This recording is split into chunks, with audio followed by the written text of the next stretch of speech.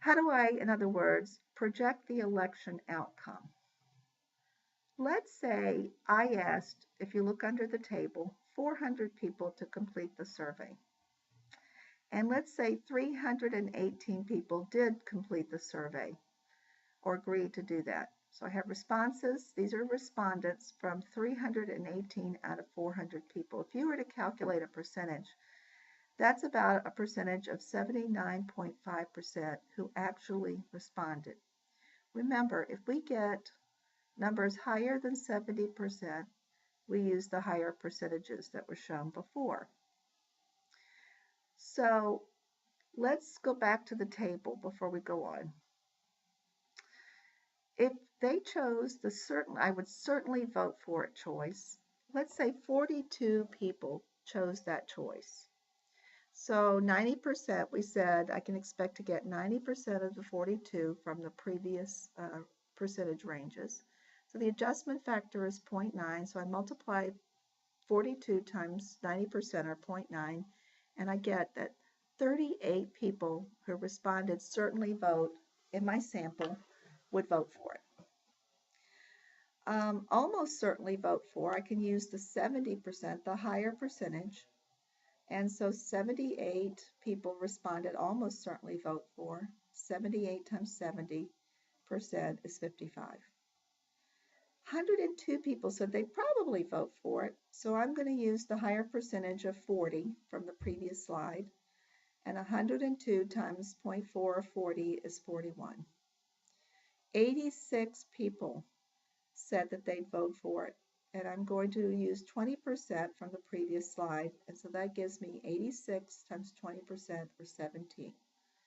So now I have the projected votes in the last column, and I add them all up. 38 plus 55, 41, and 17 gives me 151 people out of my sample are likely to vote right now for the referendum. So let's go back under the table and pick up. It is estimated that we will receive 151 out of our original, remember, 318 projected votes, or approximately 47.5% of the sample who expressed support for the referendum. Now you might say, well, that's less than half it's going to lose. But interesting, researchers have done analyses on these percentages, and they found that if you use this method and you come out with 40% or more, you have a good chance of passing the referendum. Why is that?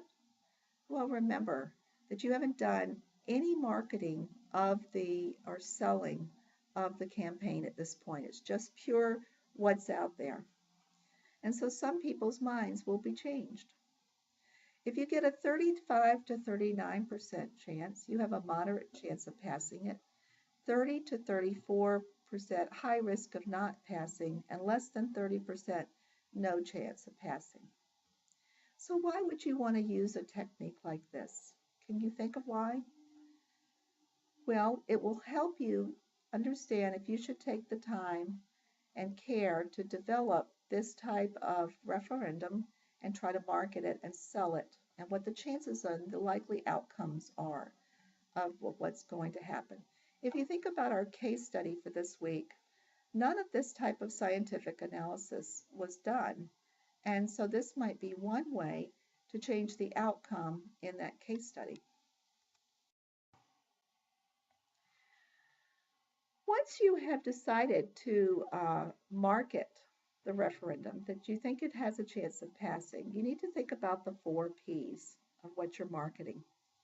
First, there's the product and what we call the bundle of satisfactions. And that's getting back to the science lab. You'll have more science labs. It'll be better equipped, newer technology, all the things that we want our students to have.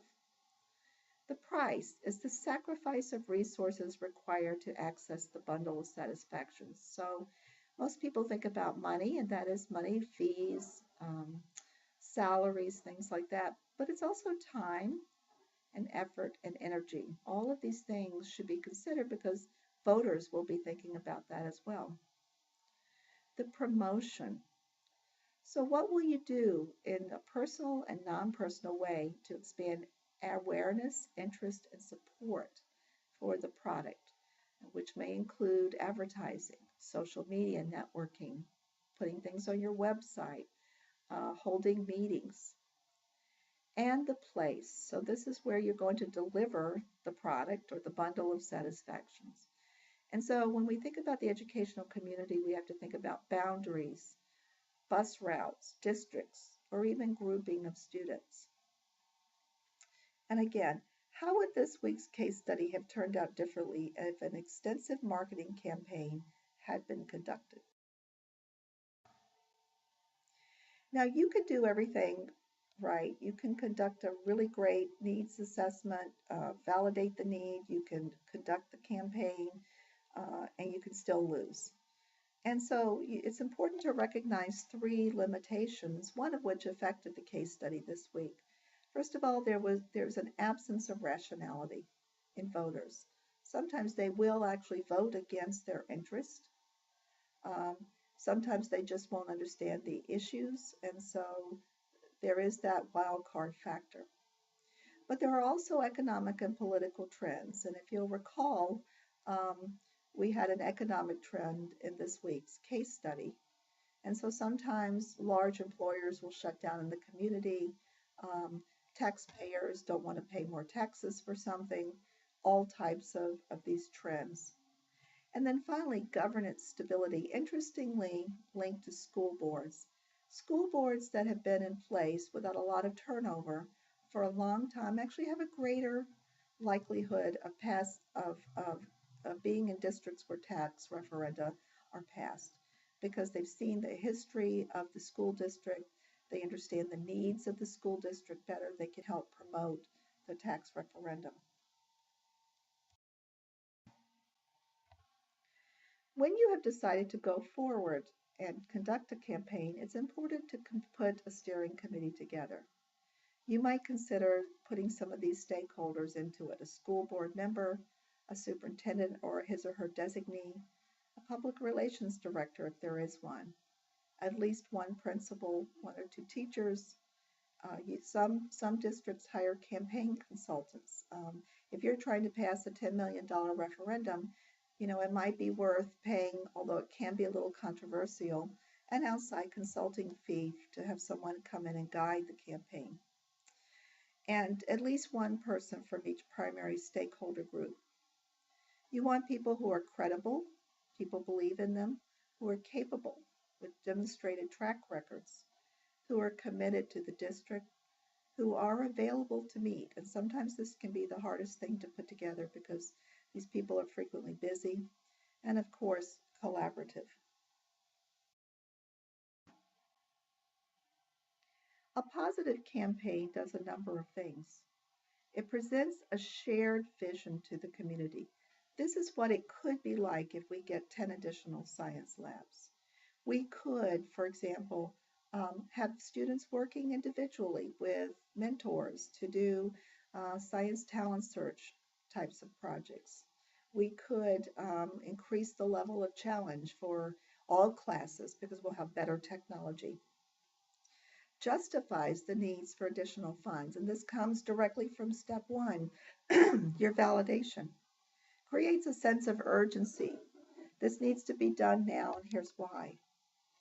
Emphasizes positive data, not negative. You don't want to say, this is what's going to have to be cut if this doesn't happen, but rather, this is what we can accomplish. Deals with public perceptions about the amount requested. And this could be a nice little technique. Instead of saying $10 million, that sounds like a big number, you can actually calculate for the taxpayer the average cost. So to do this, we'll add $2 to your tax bill or $5 or whatever it is. It makes it much more manageable. Provides testimonials from former students. Particularly former positive students about your school, and considers timing and length of campaign. You don't want this to go on for a long, long time. You want to hit it right before the referendum, and you don't want it to drag out for a year, for example. Maybe you want to hit the issue a few months in advance. You want to focus on yes and undecided voters. So the person who put, I would definitely not support it, you're probably going to lose anyway. So some analysis of the types of voters that said yes and perhaps that were undecided. Are they younger voters? Are they people with families in the community? Are they professionals? Are they blue collar? You need to focus on benefits for the students and the community. So if you're putting in a new gymnasium, how is there a way to make that available to the community so that they can benefit from it as well? You need to get the word out through effective media and social media tools. So Facebook and Twitter, websites, and LinkedIn, and all of these newer tools become very important in getting the word out. You need to have a public face to the campaign. So while you as the principal might be the driving force behind this, or you as the superintendent, you also need an influential community member, someone who's known and respected throughout your community, who's involved with many community organizations such as United Way, that will be able to speak knowledgeably and reliably and effectively on this issue. And that person should be on your steering committee. You need to hold public meetings that encourage civic engagement, so don't pop this out at the last minute. Have a number of meetings to air the issues. Sometimes people just need to air their concerns and then they're willing to go into a voting booth and vote for it. Promoting events and activities. So districts have used parades, districts have used songs, other types of events to not to raise money for it, but to raise awareness about the need for this activity. Some things you should avoid is, like I said, starting out too late. Starting a campaign a month before the referendum is on the ballot is probably too late. Starting without a plan, not having enough volunteers, ignoring whole segments of the community who vote, ignoring organized opposition. So meet with your opposition, understand their concerns, and think proactively, as I've asked you to do in these case studies, what would you do to allay these concerns? Try to avoid dividing the school board against each other if you can, although sometimes this is not possible. Try to avoid having more than one referendum on a ballot in a single election, because the two will compete for attention, for media, and both will be misunderstood. Sometimes we pursue the referendum at the wrong time. So if there is an issue that's very unpopular at the time, and your referendum will make that issue easier, then it might be the wrong time to pursue that. So I'm thinking, for example, in terms of homogeneously grouped classrooms. That used to be an important consideration that we track, for example. That's become very viewed in an unfavorable light. And so if you're pursuing separate high schools for different types of students, that might be seen unfavorably, and you would have to work harder to justify why you need that. Threatening voters, obviously, straying off course with your message. You want to be very disciplined about your message, and ignoring the effects of a previous defeat. So what happened previously, we're not just going to go in and do the same thing. Which brings us to evaluating the campaign. Regardless of the outcome, every referendum should be assessed and evaluated by the steering committee. So what happened and why? Post-election analysis should always be reflected. Why did this succeed or fail? What factors were instrumental in the outcome and why? Did you not get your message out adequately? Did you select the wrong people to be the face of the message? Was there something unexpected that happened that was uncontrollable? And if it fails to pass, it's especially important to conduct that evaluation, because if you don't, it increases the chance of it failing again in the future. So you need to think about what happened and why, and if it comes up again, what are you going to do differently? So I presented you with a lot to think about, and this week I really want you to think carefully about the components of this lecture when you're answering the questions regarding the case study on the discussion board.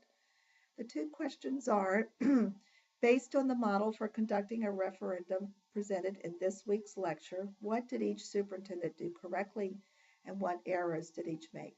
So I'm not just asking you this week to give your opinion about this. I'm asking you to draw on the lecture material to think about what each one did wrong and what each one did right.